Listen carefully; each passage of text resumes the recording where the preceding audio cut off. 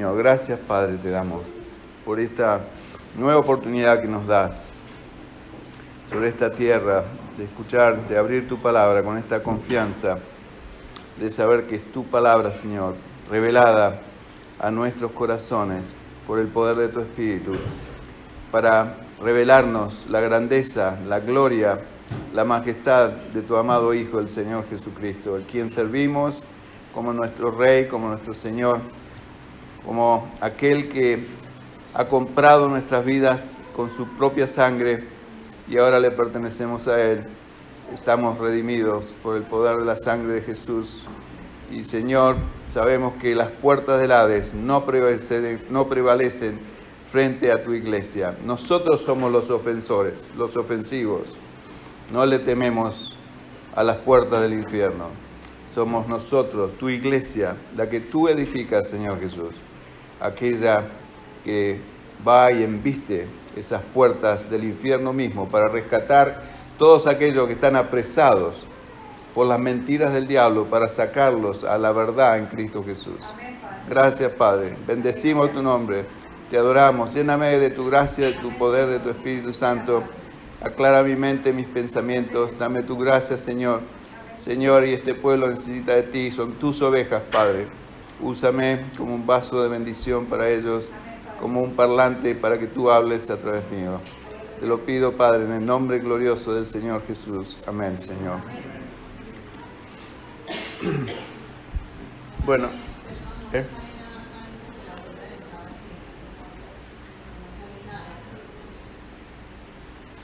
estás apuntando a... No estarás apuntando al otro... Mira que está en el... Muéstrame a ver cuál... Bueno, ese es el que tienes en la mano derecha es el que tiene el dato. Sí. A ver, ponlo y fíjate. Bueno, estamos viendo mientras la hermana nos pone esta presentación de que estuvimos meditando en ella el sábado pasado. ¿No hay nada? Bueno, Freddy, tú no tienes el memory stick que yo te di, ¿no? Bueno, está bien. No importa. No estamos atados a la tecnología, sino al poder del Espíritu Santo. Amén. Está bien, hermanita, no te preocupes. ¿Se acuerdan que estuvimos meditando acerca del hecho de que la iglesia de Jesucristo o la iglesia que Jesucristo quiere construir es un edificio de 3 pisos? Y no nos estamos refiriendo a una iglesia, una estructura física humana, sino la iglesia es un cuerpo espiritual. Es el cuerpo de Cristo en la tierra. Y es un cuerpo 100% espiritual. Nosotros somos seres espirituales morando en cuerpos físicos, pero tenemos una noción y una forma de entender estas verdades, pero no son demasiado altas para nosotros y a veces un poco difíciles de entender, pero por eso la forma de explicarla, yo había preparado una especie de edificio donde se va construyendo de la base, ¿no es cierto? La base de la iglesia de Jesucristo, que debe ser la base de cada una de nuestras vidas como miembros de la iglesia de Jesús, es primeramente el hecho de que el Señor Jesús, o Dios Padre, mejor dicho, que es casi lo mismo, pero digamos Dios Padre me ama con un amor eterno. De la misma forma, ¿cuál es la forma? ¿Cómo podemos evidenciar la forma que Dios nos ama? Porque la Biblia tiene muchos versos donde hablan no solamente del amor de Dios hacia nosotros, sino del hecho de que Dios mismo en su esencia es amor. Dios no tiene amor, Dios es amor.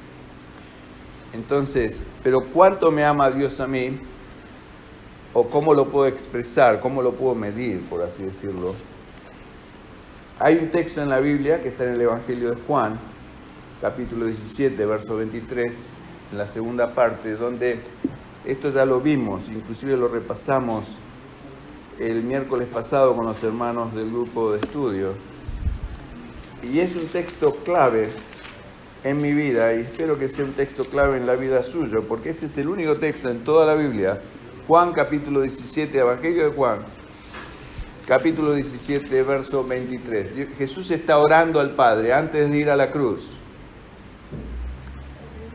Dentro de las cosas que le dice el Señor a su Padre Celestial, que es también nuestro Padre ahora, por la gracia del Señor y el sacrificio de Cristo, dice así el verso 23, yo en ellos y tú en mí.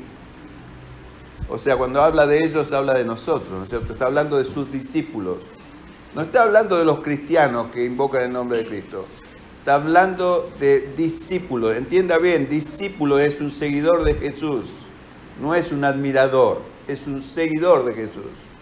Sigue los pasos de Jesús. Hay una gran diferencia entre ser un admirador de Jesús. La mayoría de los llamados cristianos son admiradores de Jesús.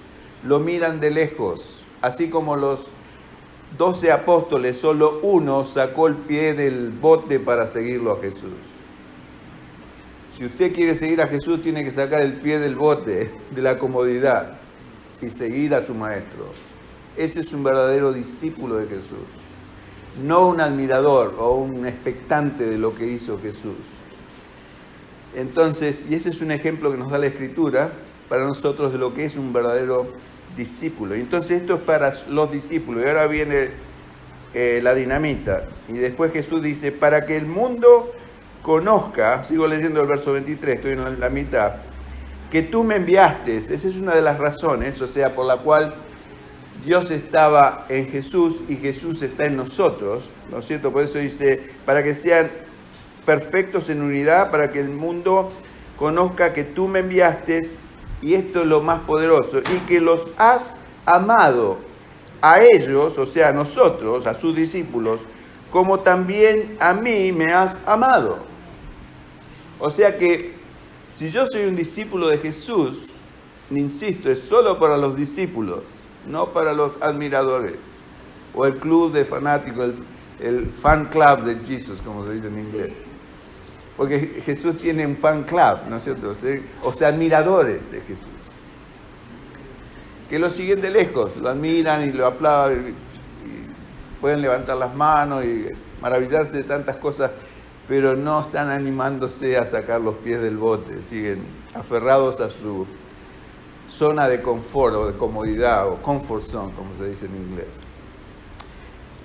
Si yo soy un discípulo de Jesús, esta promesa es para mí, es como un cheque escrito con la mano del Señor, firmado por Él en su sangre, que me dice que Dios Padre me ama a mí con la misma intensidad que amó a su primer Hijo Jesucristo. Yo lo creo de todo mi corazón. Y eso hace un cambio tremendo en mi vida. No le puedo describir el tremendo. Esto es la clave de mi fe y servicio al Señor. El conocimiento de que Dios me ama a mí con la misma, exactamente con la misma intensidad que se amó a su primer Hijo, el Señor Jesucristo, que es ahora mi hermano mayor. Como dice dos textos de la Escritura, uno está en Hebreos y otro en Romanos, capítulo 8, verso 29. Entonces, eso, hermanos, si usted nunca lo recibió por fe y fue a Ventanilla y lo cobró ese cheque que nos da el Señor, de esa promesa tremenda, usted está en un nivel de inseguridad, ¿no es cierto?, en la vida. No sabe que tiene un Padre de todo y absoluto poder, que está atrás suyo, velando así como veló por la vida de su primer Hijo Jesús, guardándolo de la mano de Herodes para cuando era un bebé, para que no lo destruyera, ¿se acuerdan? Cuidándolo de que no lo desbarrancaran, de que no lo apedrearan cuando predicó un sermón que hizo que los dientes de todos los que estaban dentro de esa sinagoga rechinaran contra él de envidia y de rabia, porque el poder de Dios estaba sobre él. Y el Señor dice que lo llevaron al borde de un barranco para desbarrancarlo, para terminar con él. Pero él caminó delante de ellos, ¿por qué? Porque su hora no había llegado. el Padre estaba controlando todo. Y así es exactamente conmigo. Hasta que mi hora llegue, mi Padre la tiene preestablecida. El diablo no me puede tocar. Así que fíjese si eso hace una diferencia o no en mi vida. Y tiene que hacer en la suya. Si usted lo cree, por fe.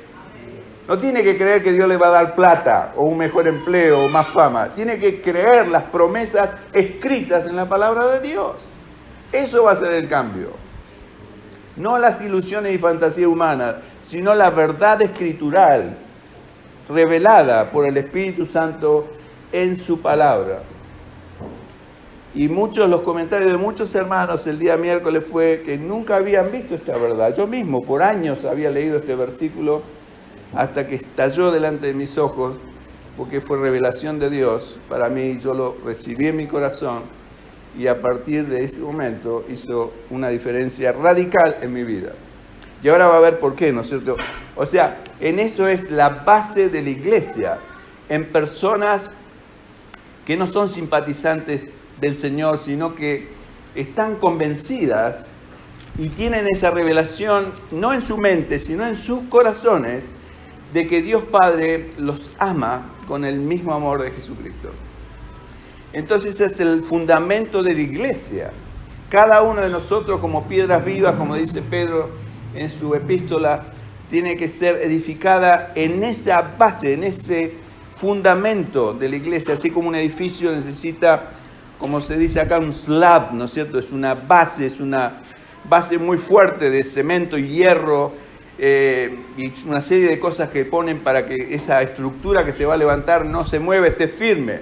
Bueno, la estructura de la iglesia de Jesús está edificada sobre esta base, sobre el tremendo amor de Dios hacia cada uno de nosotros. Y el segundo piso, o sea, en realidad esa es la base. El primer piso, eso fue lo que vimos a partir de ahora, el sábado pasado, es nuestro diario en mi vida personal de relación con mi Dios. Eso es tremendamente importante. Es el primer piso en la iglesia. Eso nos compete a cada uno de nosotros. Nuestro diario caminar o nuestra relación personal constante y permanente con nuestro Señor Jesucristo. Y es importante que siempre edifiquemos nuestras vidas sobre la base del amor, por supuesto, pero después de eso debemos aprender a ser sensibles a la guía y dirección del Espíritu Santo y a vivir constantemente con una limpia conciencia delante de nuestro Dios. Constantemente.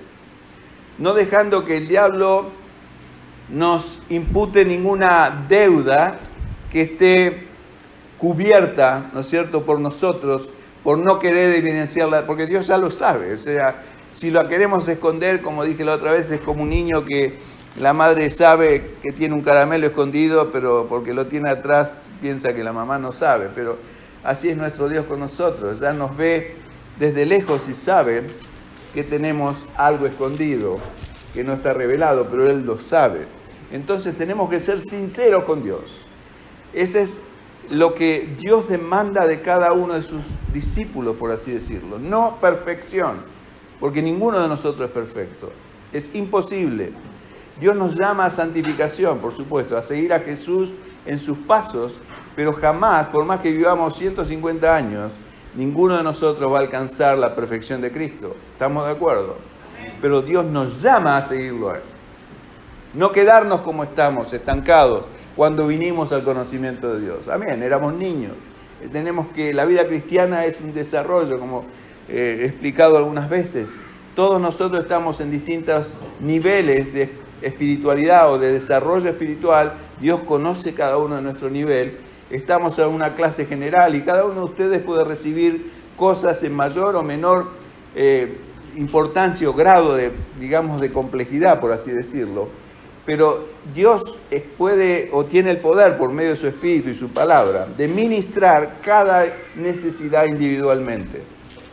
Y esto es algo hermoso, que solamente el Espíritu de Dios lo puede hacer. Si no, yo tendría que hablar con cada uno de ustedes separadamente de acuerdo al nivel espiritual que cada, y sería muy complicado, ¿no es cierto?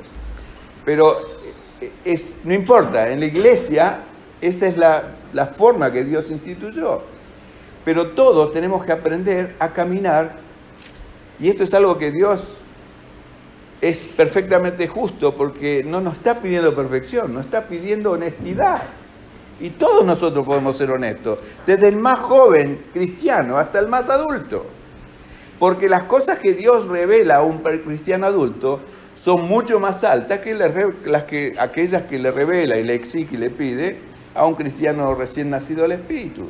Pero todos estamos en el mismo proceso, ¿se dan cuenta?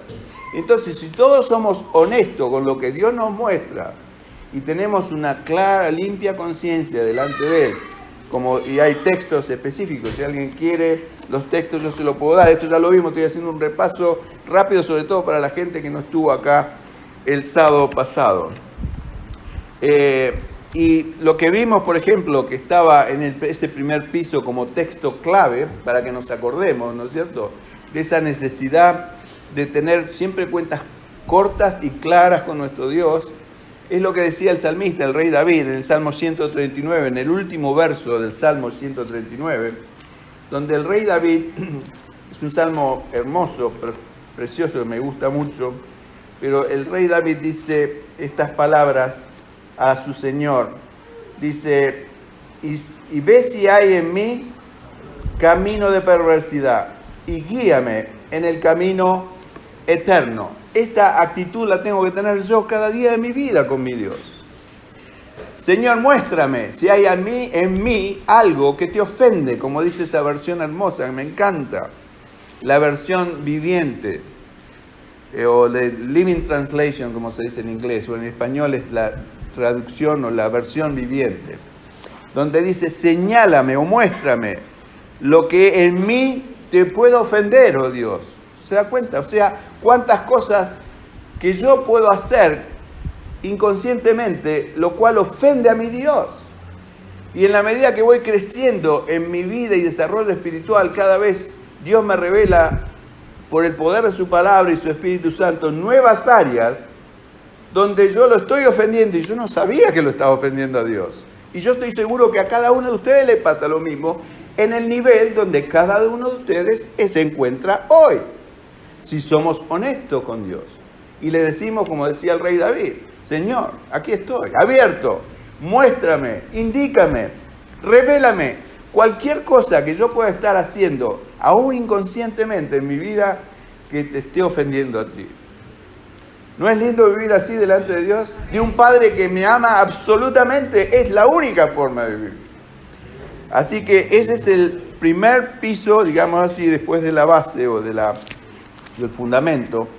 Y vimos una serie de cosas, por ejemplo, que aprendamos a callarnos cuando nos ofenden o cuando nos insultan, así como lo hacía el Señor Jesús. El Señor nunca se disgustó o se enojó o se ofuscó cuando alguien le dijo hijo del diablo, o cuando alguien le dijo que era el hijo de una madre, hijo ilegítimo, así le dijeron prácticamente al Señor, ofendiéndolo porque le llamaban el hijo de María, en una época donde todos les llamaban a los hombres de acuerdo al nombre de su padre, o sea, tendrían que haberle dicho el hijo de José, pero se referían a Jesús como el hijo de María, dándole a entender que era hijo de la madre, no del padre, o sea que era un hijo ilegítimo.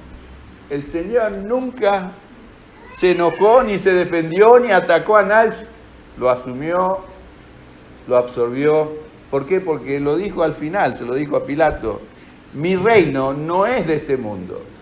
Si mi reino fuera de este mundo, mis siervos pelearían, pero mi reino no es de este mundo. Y era la razón por la cual Jesús no se peleaba con nadie, ni se defendía. Pilato le pregunta, te estoy por matar y no te defiendes, no dices nada para defenderte a ti mismo. Tú no podrías hacer nada, ni tocar un cabello de mí, si mi Padre que está en el cielo no te lo diera. ¿Se dan cuenta la firmeza, la completa paz que tiene un hombre entregado en las manos de Dios? Igual puede ser usted. Porque el mismo Espíritu reside en usted si usted tiene el Espíritu Santo.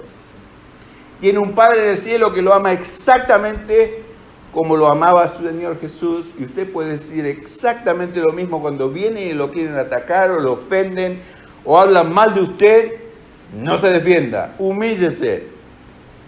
Su Padre Celestial le va a hacer,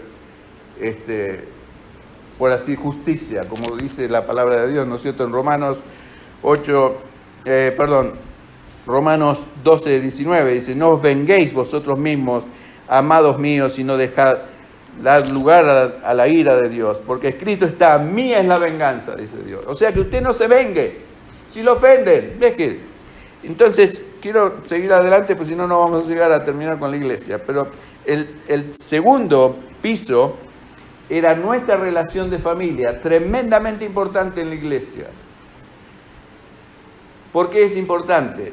Esta relación de familia no era importante en el antiguo pacto, para nada. Grandes siervos de Dios tuvieron familias muy problemáticas o hijos descarriados, y no era impedimento para que esos hombres fueran grandes profetas de Dios, grandes líderes del pueblo de Dios y grandes siervos de Dios, como fue el caso de Samuel, ¿no es cierto? Como fue el caso de Moisés mismo. Pero no es así en la iglesia de Dios. En la iglesia de Dios, nuestra familia es de absoluta importancia. Y uno de los requisitos fundamentales de un líder en la iglesia de Dios es que tiene que tener, por supuesto, una serie de requisitos, pero el primero es que sea marido de una sola mujer, o sea que no esté recasado. Y segundo, que tenga sus hijos en honesta sujeción o en sana sujeción, quiere decir no sujetos a la fuerza, ¿no es cierto? O con la fuerza física, por así decirlo, con obligación, sino que los tenga sanamente o abiertamente sujetos. Los hijos sujetos naturalmente a sus padres, sobre todo al papá, y etcétera, ¿no es cierto? Una serie de requisitos. Entonces, que si no hacemos las cosas de acuerdo a lo que es la palabra de Dios nos dicta, vamos a tener una iglesia con familias que son enfermas. Entonces la iglesia va a ser débil, porque la iglesia es tan fuerte como la fortaleza de las familias que la componen. No sé si está claro, para mí es absolutamente entendible. O sea, aparte de ser un requisito, por supuesto, para los líderes, pero también es un requisito del Señor para todos nosotros, aunque no seamos líderes en la iglesia, porque todos necesitamos tener hogar, y todos queremos. Yo creo que no conozco a ningún hombre, ninguna mujer que quiera tener un hogar con desavenencias, o donde haya pleito, donde haya griterío, donde haya malos tratos, o cosas que ofenden a Dios y ofenden a las personas. Entonces Dios nos exige una serie de cosas, y la primera y más importante es para los maridos que amen a sus esposas, porque ese es el testimonio más fuerte para nuestros hijos, de ver hombres que aman y respetan a sus esposas en sus hogares. Y vimos como pasaje en 1 Pedro capítulo 3, verso 7, que dice: vosotros maridos igualmente vivid con ellas o con vuestras esposas sabiamente, dando honor a las mujeres como a vaso más frágil y como coherederas de la gracia de la vida, para que vuestras oraciones no tengan estorbo, donde claramente denota de que si no trato bien a mi esposa, mis oraciones no van a ser oídas por Dios. Es muy serio. Entonces esta es una de las razones fundamentales, donde tenemos que aprender a ser maridos que amemos, como dice Efesios capítulo 5, estemos nosotros primero sujetos a nuestras esposas, para que nuestras esposas estén voluntariamente sujetas a nosotros y podamos darnos a ellas, así como dice Efesios 5 nuevamente, como Cristo se dio a su iglesia, se entregó por ella. De la misma forma espera Dios que yo esté entregado a mi propia esposa. O sea que, por supuesto, cualquier esposo que haga eso, yo le doy mi garantía escrita que su esposa va a estar sujeta a usted. Amén. Indiscutiblemente. Amén. O sea que el primer paso lo tiene que dar el marido, como líder de su casa, como ejemplo, adelante de sus hijos, adelante del mundo que está cada vez más pervertido, donde los matrimonios duran ni 5 minutos, o se cambian como se cambian las camisas, y vean matrimonios que duran por toda la vida, Y no importa lo que los demás hagan, yo hago y vivo y creo lo que la palabra de Dios dice. Mi esposa me la dio Dios para toda mi vida. Y la amo y me entrego a mí mismo por ella, así como mi Señor se entregó por mí. Esa es la misma medida que yo tengo que amar y respetar a mi esposa. Y la otro ingrediente importante es que los padres necesitan disciplinar a sus hijos. Porque no esperen que los hijos se disciplinen solos. Deben ejercer disciplina santa de Dios, así como Dios nos disciplina a nosotros, sin rabia, sin, ira, sino con amor y misericordia, para guiarnos al arrepentimiento. Porque eso es lo que dice la palabra de Dios, que el amor de Dios nos guía al arrepentimiento. De la misma forma, los padres deben disciplinar a sus hijos, no para sacarse la rabia de encima, sino para guiarlos a una vida santa en este mundo lleno de maldad y violencia y que glorifiquen el nombre de Dios. Ese es mi propósito, ese debe ser mi enfoque. No yo ser el hombre de la casa, el que tengo siempre razón y el que dicto las leyes. No es un dictador y un tirano. Es un padre así como es mi Dios conmigo. Dios muchas veces me disciplina constantemente, pero sé que me ama profundamente, por eso me puedo entregar en sus manos confiado. De la misma forma tienen que ser nuestros hijos. Saber que ahí está la corrección, pero también está en nuestro aliento constante, en nuestro amor, más allá de todo lo que pueda pasar. Ellos tienen que tener la seguridad de que nosotros vamos a estar siempre ahí por ellos. Es muy importante. Y ahora vamos al tercer piso, que es la iglesia. Recién llegamos ahí a la iglesia, a construir la iglesia. Y la iglesia tiene mucho para construir. Pero voy a tratar hoy de empezar con este tema, que a lo mejor nos va a llevar un poco de tiempo. Y quiero un poquito traerles a su atención lo que es la iglesia, tal como el Señor Jesús la idealizó, ¿no es cierto?, la conceptualizó. Y es una iglesia del nuevo pacto, es una iglesia no de... El gran problema de la mayoría de las iglesias modernas es que se mezclan cosas del antiguo pacto, ¿no es cierto?, con un nuevo pacto en el cual estamos, donde el libro de Hebreos lo describe bien claro, el cual el nuevo pacto en Hebreos capítulo 8, por ejemplo, léalo en su casa, yo no tengo tiempo ahora de verlo, pero describe que estamos bajo un mejor pacto, un pacto con muchas mejores promesas, dice la palabra de Dios, y con muchas mejores, por supuesto, recursos, en el sentido que nosotros tenemos el Espíritu de Dios, que es Dios mismo viviendo en nosotros, cosa que la gente del antiguo pacto no tenía. Entonces, eso ya de por sí es una tremenda diferencia. Lamentablemente hoy día vemos cristianos que dicen tener el Espíritu Santo y viven peor que hombres de Dios que no tenían el Espíritu Santo y eran piadosos y temerosos de Dios, porque tenían temor de Dios. Y hoy piensan que el hablar en lenguas les hace suplir el temor de Dios y creen que con eso están llenos del Espíritu Santo. Es una mentira del diablo. Si usted está lleno del Espíritu Santo, va a estar lleno del amor de Dios. Va a estar absolutamente sujeto a la voluntad de Dios. Va a responder a Dios en todo lo que haga. Va a ser temeroso, va a tener miedo, temor, no de que lo que Dios le pueda hacer a usted, sino lo que usted le pueda hacer a su Señor si no hace lo correcto. Eso es ser un hombre o una mujer llena del Espíritu Santo. En otras palabras, estar, como dijimos antes, constantemente consciente de que Dios conoce todo de mí, ve una radiografía constante y permanente de mí, que no hay nada que le pueda ocultar, tengo que ser honesto con Él.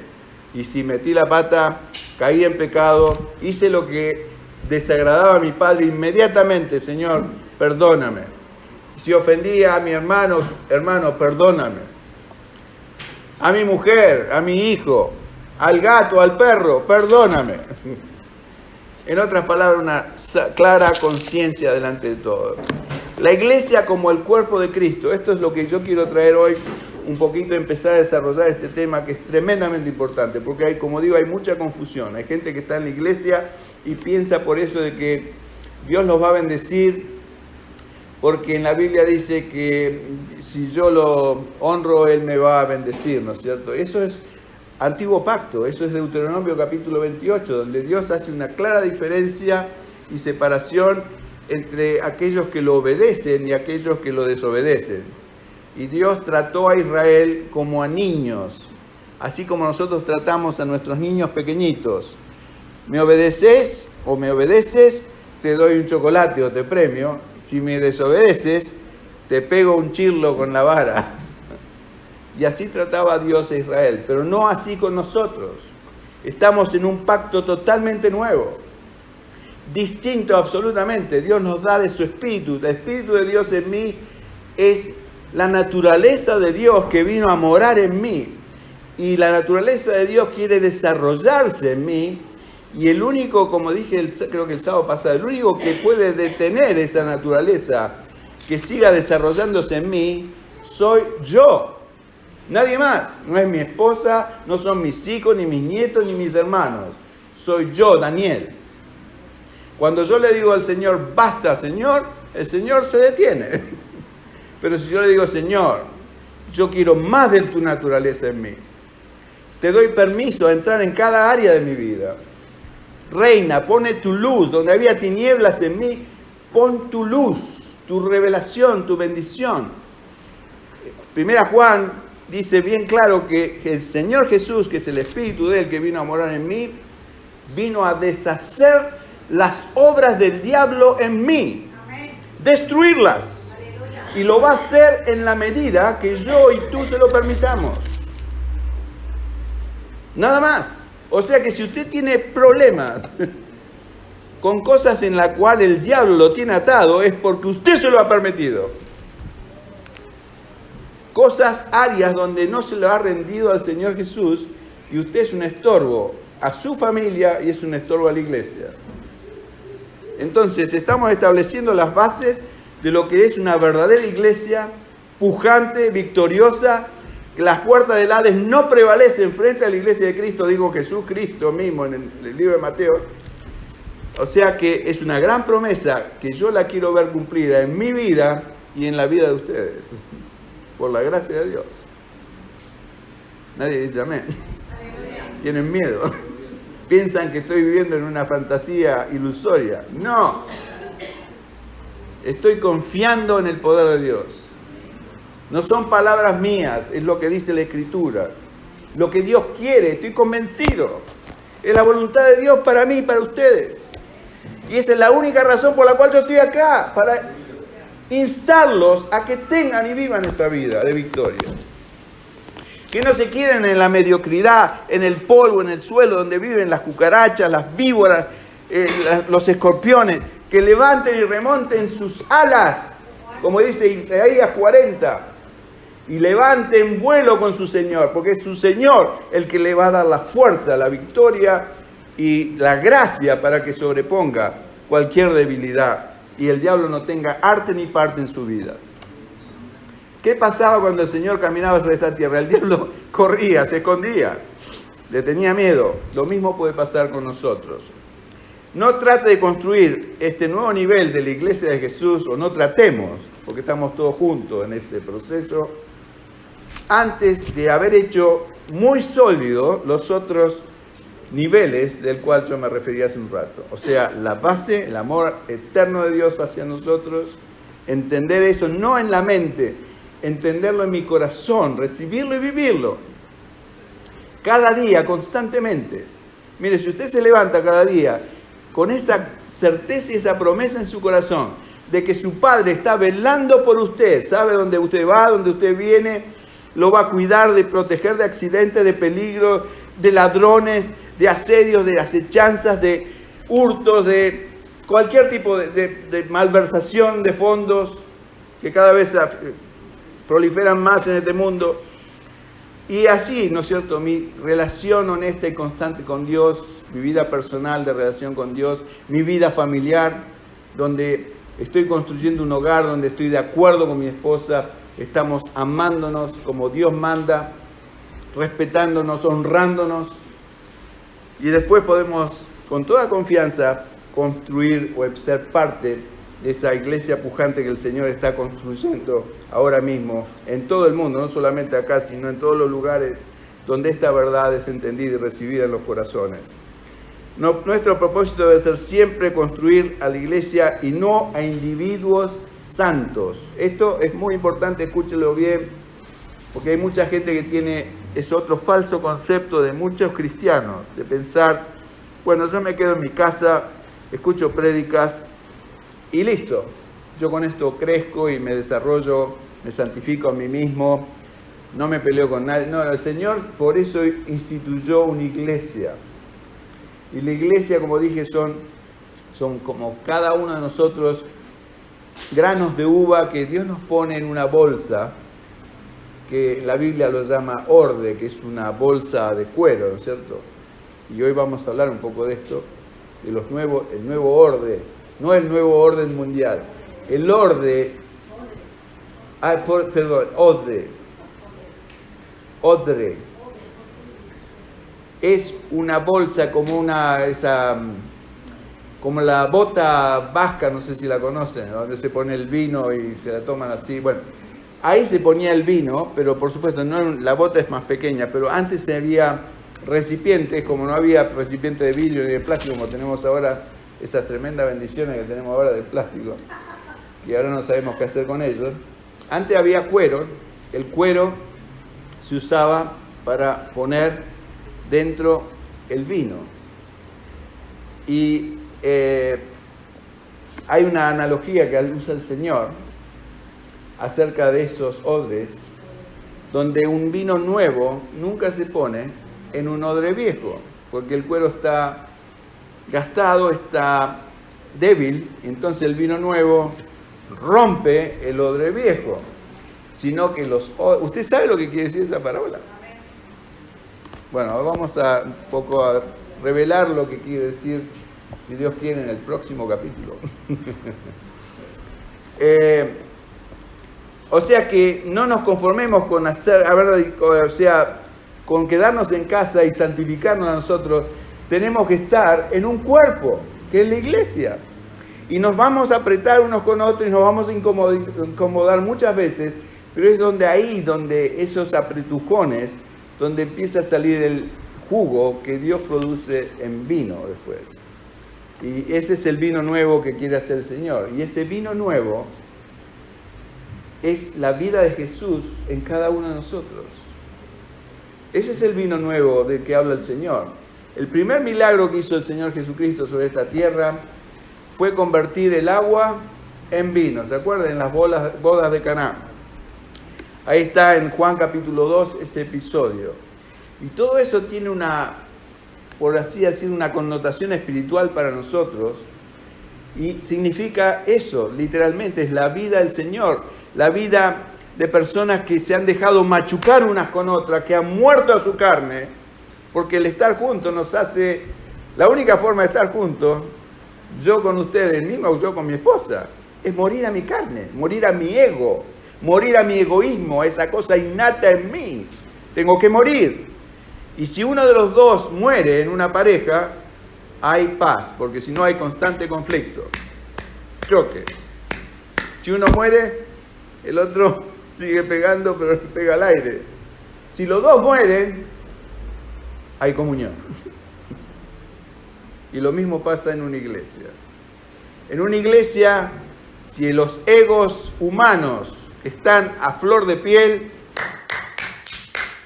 nos peleamos, chocamos unos con otros, nos confrontamos, nos enojamos. La carne tiene que morir. Entonces la iglesia son uvas que están machucadas, quiere decir que están muertas a ese ego, a ese egoísmo natural que todo ser humano tiene y está puesto al servicio de Dios. En ese odre que es la iglesia. La iglesia es el recipiente, el odre, digamos así, o la iglesia es el recipiente de muchos granos de uva que somos nosotros. Y que al estar juntos nos molestamos, por supuesto. Yo estaría, si estoy en mi casa mirando tele, no me peleo con nadie. Y si mi mujer se va y me deja solo, menos me voy a pelear. Y si el gato no está, menos me voy a pelear. Y si mis nietos no están, menos. Tengo a mi nieta ahí acá. ¿Me entienden lo que estoy diciendo? Si estamos solos, más vale que no nos vamos a pelear. El problema es cuando estamos no solos. Por eso es que mucha gente prefiere estar solas, porque solas se evitan la confrontación.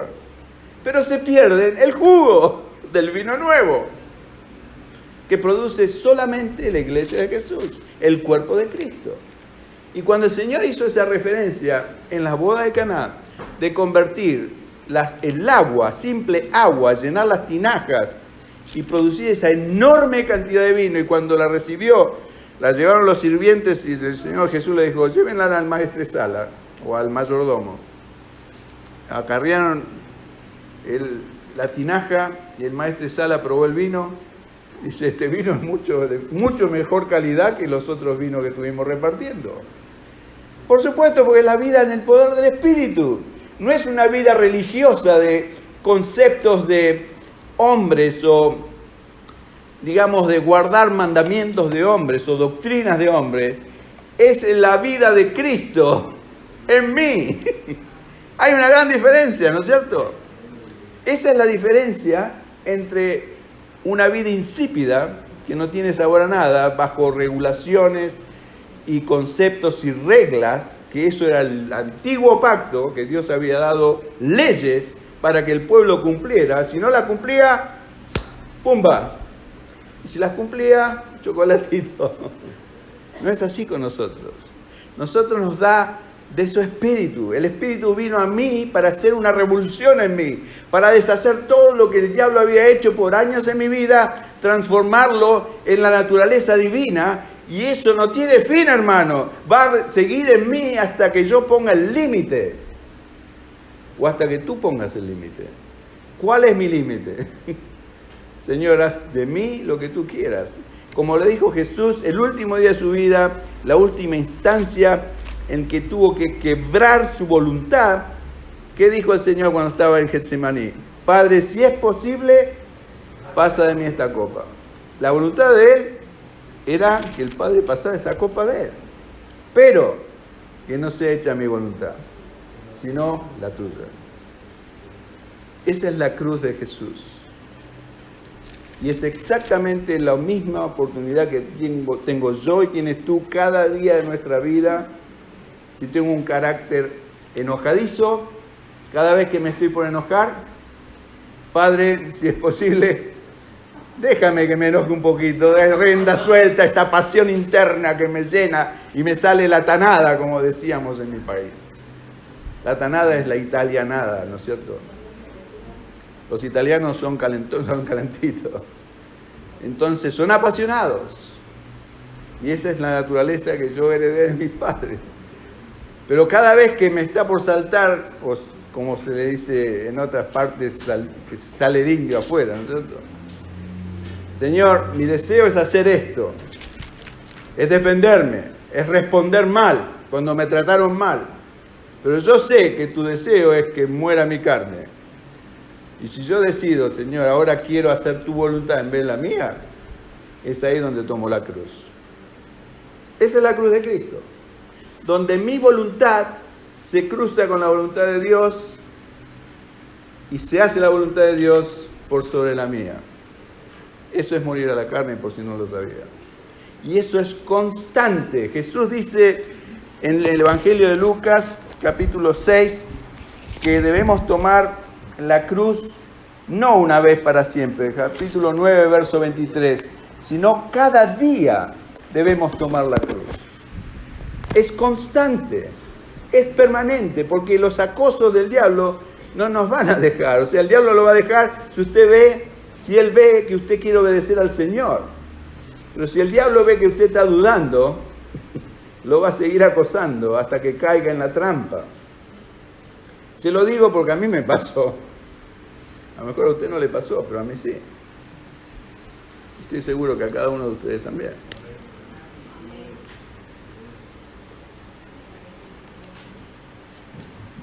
Así que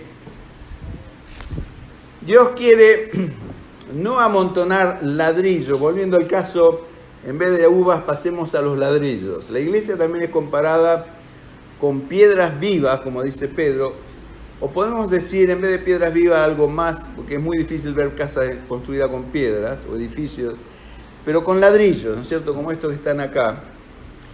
Y la iglesia se construye, cada uno de nosotros es como si fuese un ladrillo. Y nosotros no somos un montón de ladrillos. Tenemos que ser un edificio, ¿no es cierto?, que están puestos uno al lado de otro y apretaditos también, como las uvas, y puestos con cemento. ¿Cuál es el vínculo perfecto? Dice la Biblia, es el amor. El amor es el vínculo perfecto, lo que mantiene los ladrillos juntos. Y si hay un edificio con ladrillos puestos, nadie los puede robar. El diablo no los puede robar porque es como, bueno, podemos ver hasta en la vida práctica, creo que una vez lo dice ese ejemplo. En mi país, si usted viene un camión con ladrillos, los tira en el piso en la frente de su casa y usted los deja ahí por unos días, al fin de unos cuantos días no quedan más ladrillos. Y por eso muchos pastores se quejan que les roban las ovejas, le roban los ladrillos, porque no es un edificio, es un montón de ladrillos. Y Jesús no quiere un montón de ladrillos, quiere un edificio, una iglesia. Yendo al caso del cuerpo, como la iglesia, como el cuerpo de Cristo, Pablo da una disertación hermosa en 1 Corintios capítulo 12, donde habla y hace una relación de la iglesia, del cuerpo de Cristo, como el cuerpo humano. Y habla de las distintas funciones del cuerpo, así como hay distintas funciones en la iglesia, pero todas son importantes. Y son los dones que Dios da con un propósito específico, donde Pablo dice inclusive en Efesios capítulo 4, el verso 11 al 13, que Dios dio dones a la iglesia. ¿Para qué? Para la edificación del cuerpo de Cristo, ¿no es cierto?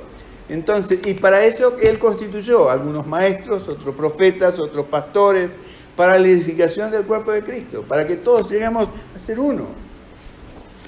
Entonces, es importante entender que es muy distinto, no sé si ustedes ven la diferencia. Suponga, si usted entra en una clase de anatomía en la universidad acá de Sydney, de medicina, hay un laboratorio de medicina, hay un montón de pedazos de cuerpo, hay piernas, brazos, riñones, corazones. Yo no fui nunca, pero me imagino. Bueno, eso no es un cuerpo, son pedazos desmembrados de cuerpo, pero no es un cuerpo, no tiene vida. Son partes desmembradas y muchas iglesias son así, conjuntos de pedazos de cuerpo que se juntan en un lugar, pero no tienen coordinación, no tienen vida, no tienen la vida espiritual de Cristo en las personas.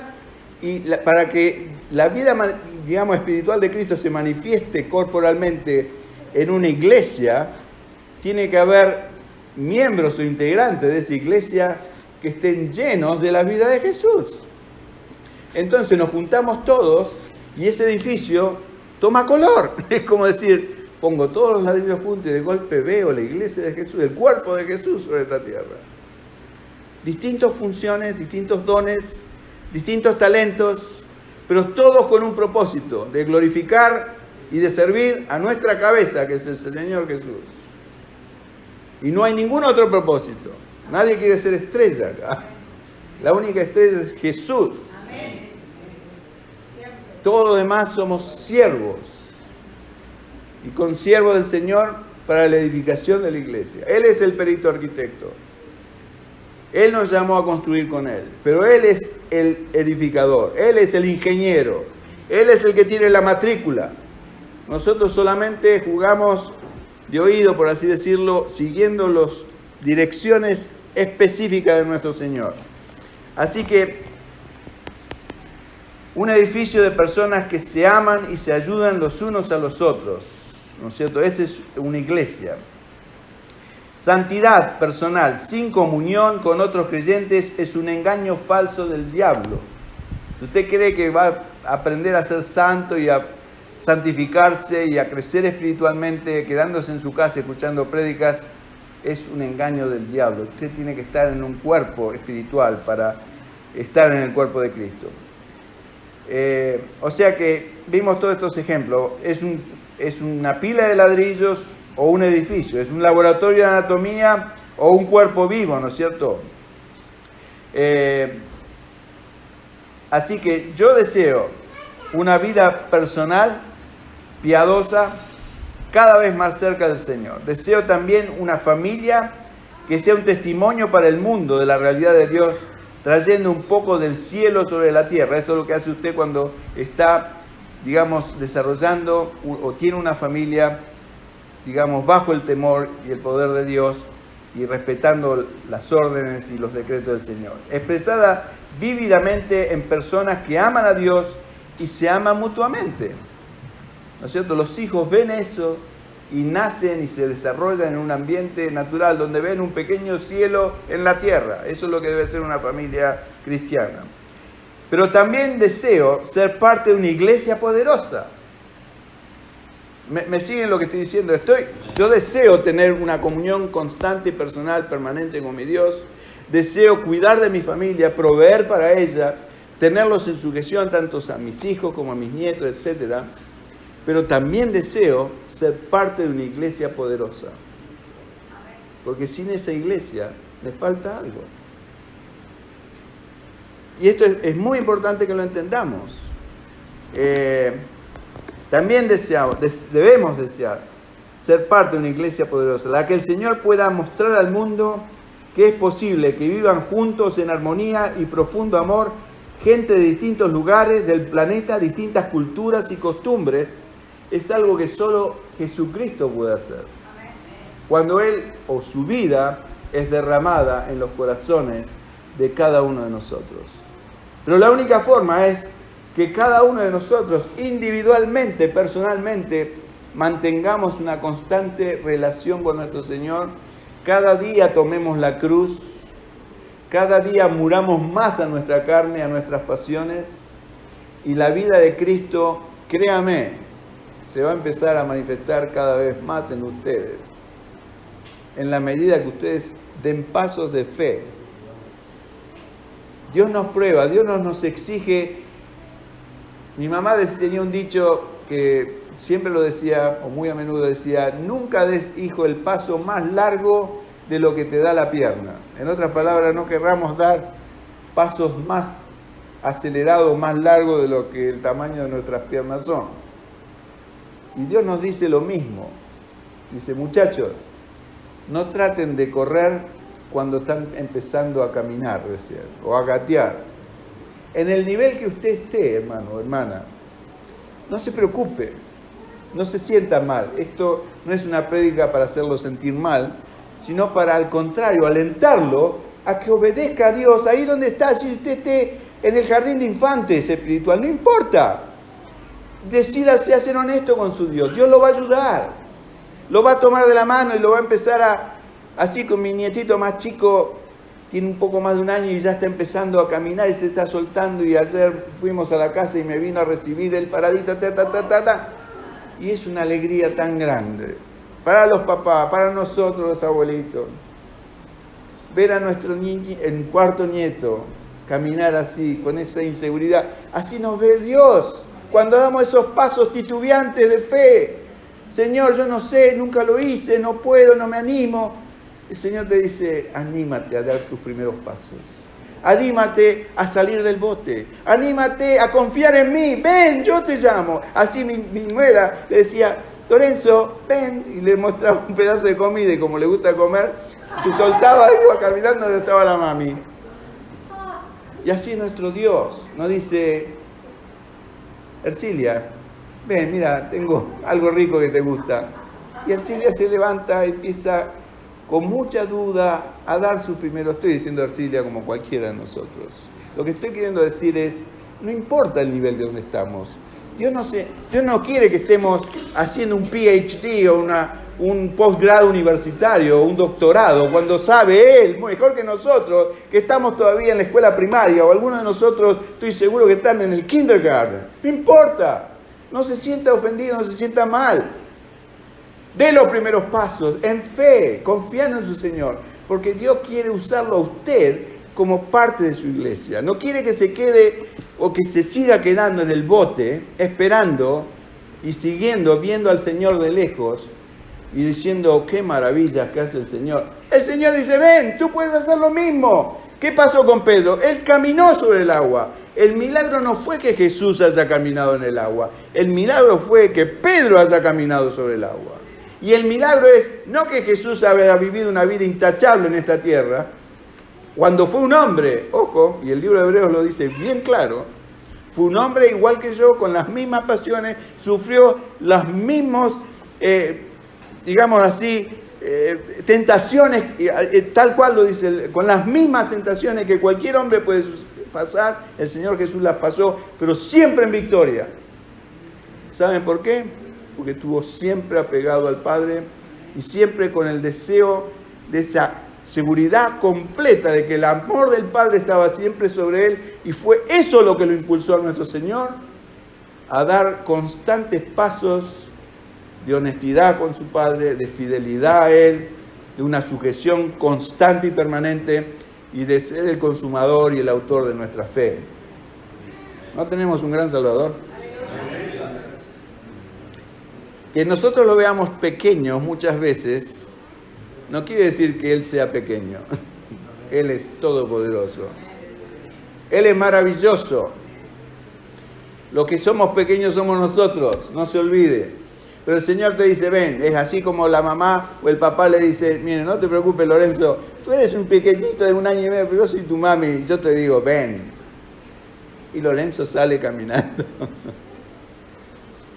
Y así se pone contento nuestro Señor. Efesios capítulo 4, verso 16. Vamos a terminar con esto. Efesios capítulo 4, verso 16.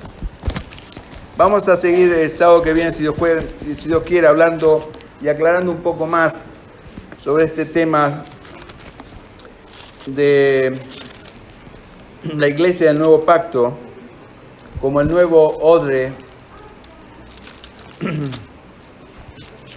donde el Señor quiere desempeñar y desenvolver su iglesia. Capítulo 4 del libro de Efesios, verso 16. El Señor está hablando acá, el Espíritu Santo, mejor dicho, o el apóstol Pablo. Voy a leer un poco más, porque veo que, bueno, si sigo voy a empezar Efesios capítulo 1, pero me voy a contener a mí mismo. A ver dónde puedo empezar. Voy a empezar en el verso 12, mire. Efesios capítulo 4, verso 12. Efesios capítulo 4 es la unidad del Espíritu, o sea, habla específicamente de todo esto que yo estoy hablando. Es de la unidad del cuerpo de Cristo, en la unidad espiritual, es una unidad espiritual. No es que nosotros estamos agarraditos de la mano, ¿no es cierto? Y vivimos juntos como hacían en el libro de los Hechos. No hace falta eso. Podemos vivir en nuestros hogares a 50, 60 kilómetros de distancia, pero que haya, en lo que Dios quiere, es que entre nosotros haya una unidad espiritual.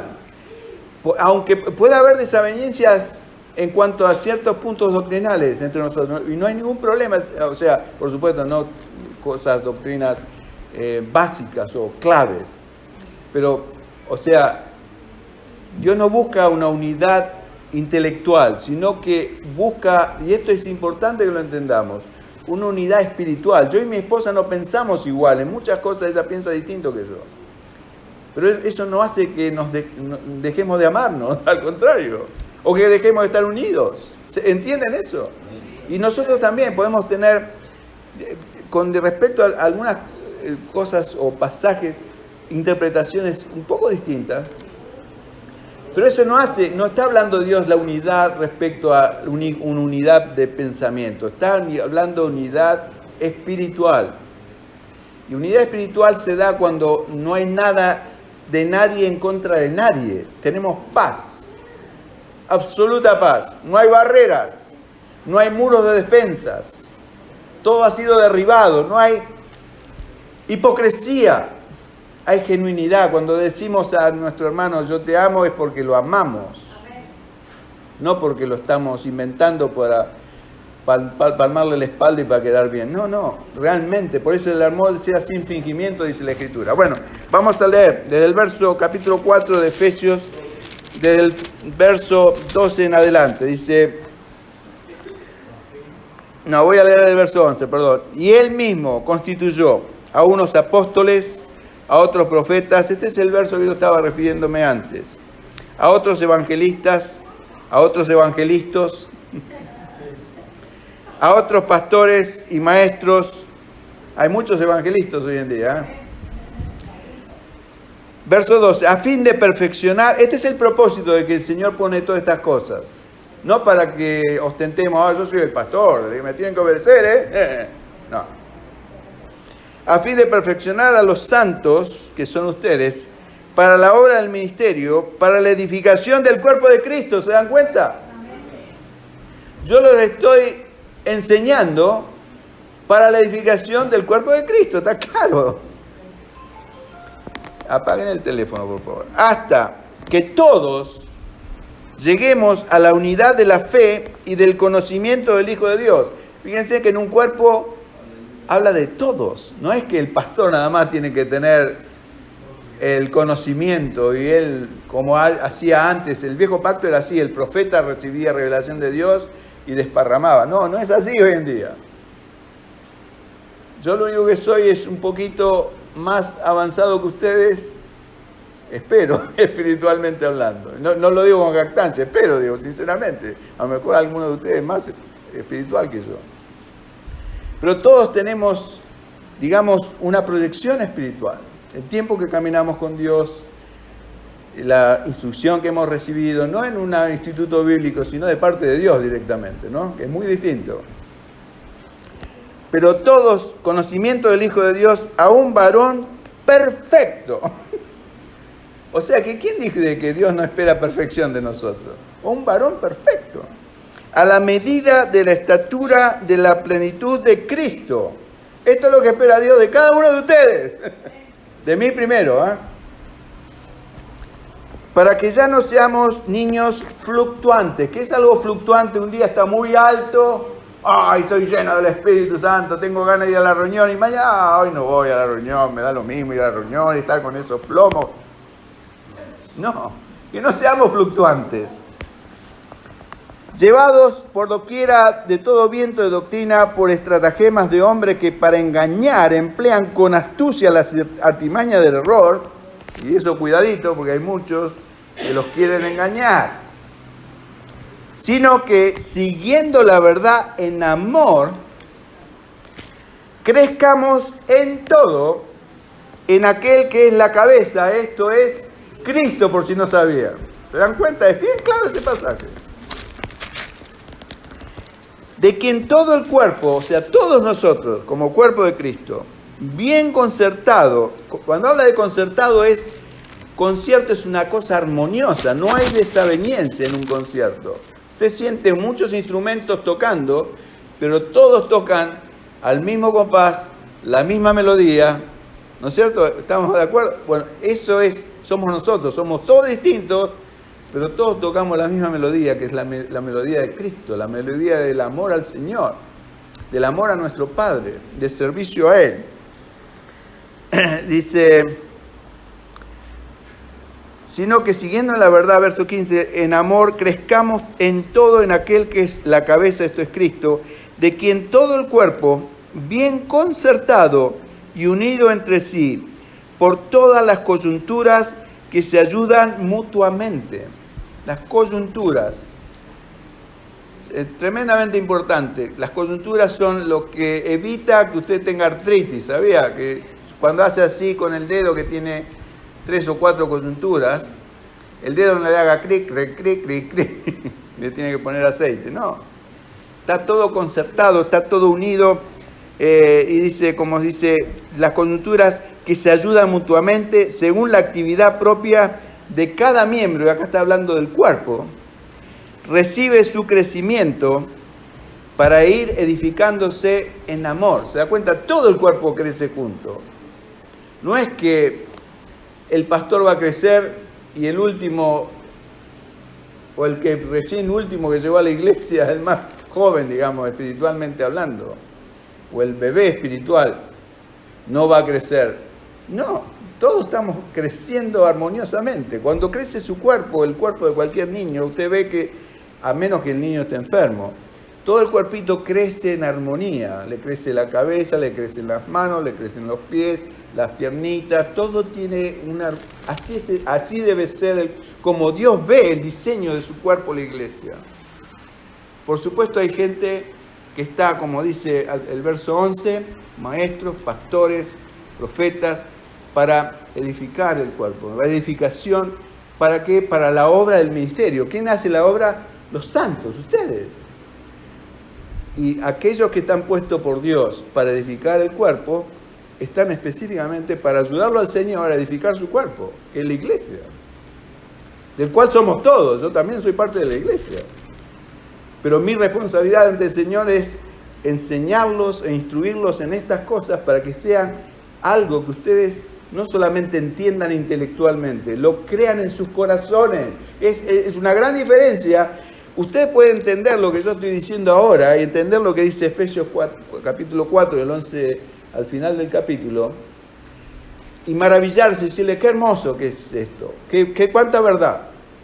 Pero sale de esa puerta y usted no recibe nada, se olvidó de todo. Esto tiene que descender a su corazón y decir, Señor, yo he vivido años independiente, ajeno, ignorante de estas cosas, pero ahora que entiendo, quiero empezar a caminar ya en tus pasos. Quiero dar pasos de fe, por eso lo estoy animando y no lo estoy, condenando a que usted se sienta mal porque nunca dio un paso. Empiece hoy, hermano, ¿no es una buena oportunidad?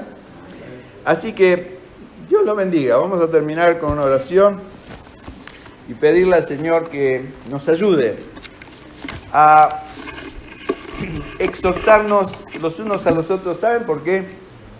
Porque los tiempos son difíciles y la iglesia es el único lugar seguro sobre esta tierra. Todo lo demás va a ser destruido. Lo dice bien claro la Escritura. Le puedo dar un sermón que prediqué hace más o menos un mes atrás, si quiere se lo mando. La iglesia, el lugar más seguro en la tierra. Y es tal cual. Así como el arca fue el elemento de salvación que salvó a Noé, a su esposa y a sus hijos y a sus nueras, 8 en total, la iglesia es el único elemento de salvación en este presente siglo. Y créame, no va a ser diluvio, va a ser algo peor. Viene, se siente el ruido y el rugido del agua. Esté dentro de la iglesia. Esté como parte del cuerpo de Cristo y no como un miembro desmembrado andando por ahí tirado.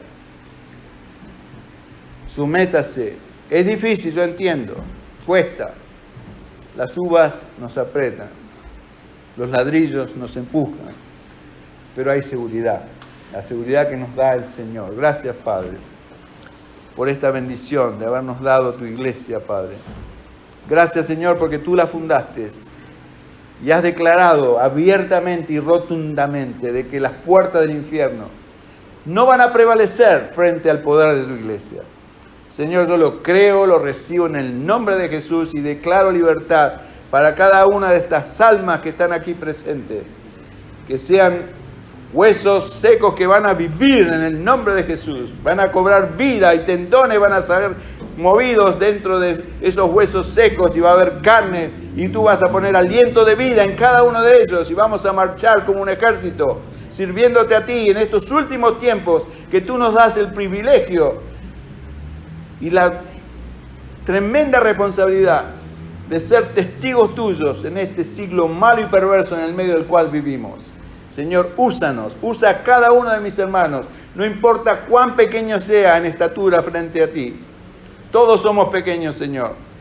Si nos comparamos unos con otros, por supuesto nos sentimos orgullosos, vanamente, pero si nos comparamos contigo, Señor, somos todos enanos espirituales. Por eso, Señor, declaramos que necesitamos de ti, necesitamos tu gracia tu poder derramado sobre nuestros corazones. Llénanos de tu Espíritu Santo, Señor, no para balbucear y sentir cosquilleos en la espina dorsal, sino para servirte a ti con todo amor y reverencia. Te lo pido en el nombre de Jesús. Amén.